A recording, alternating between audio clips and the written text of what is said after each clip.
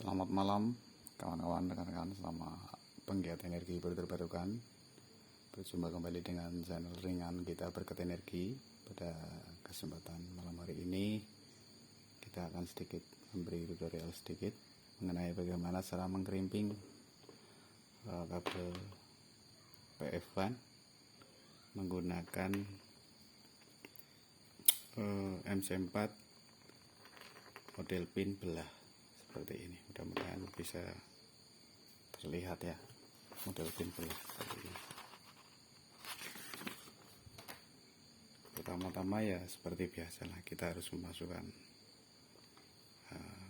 tutupnya dulu, kemudian ini untuk karet pengencang ya, karet pengencangnya jangan lupa dimasukkan, baru kita masukkan pinnya. Mudah-mudahan bisa dilihat ya, mohon maaf apabila kurang jelas ini. Dimasukkan, baru kita jepit pakai tang dulu ya. Setelah ini baru kita keriting.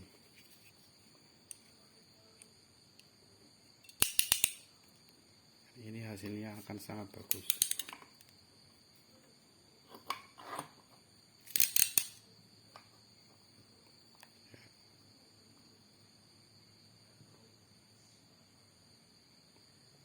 Maaf bila hasilnya kameranya kurang ini ya, tapi hasilnya begini, sangat sempurna.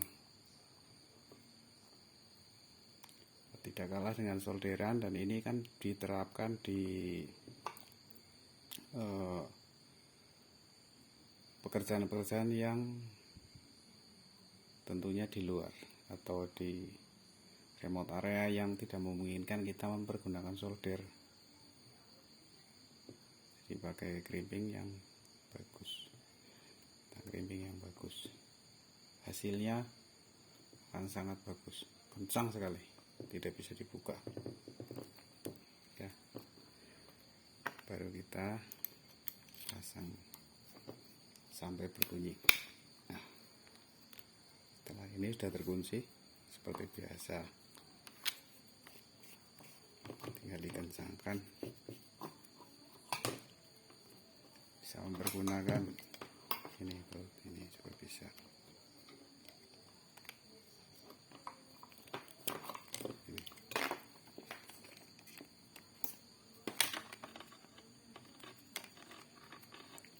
Ini hasilnya akan sangat sempurna, benar-benar kencang.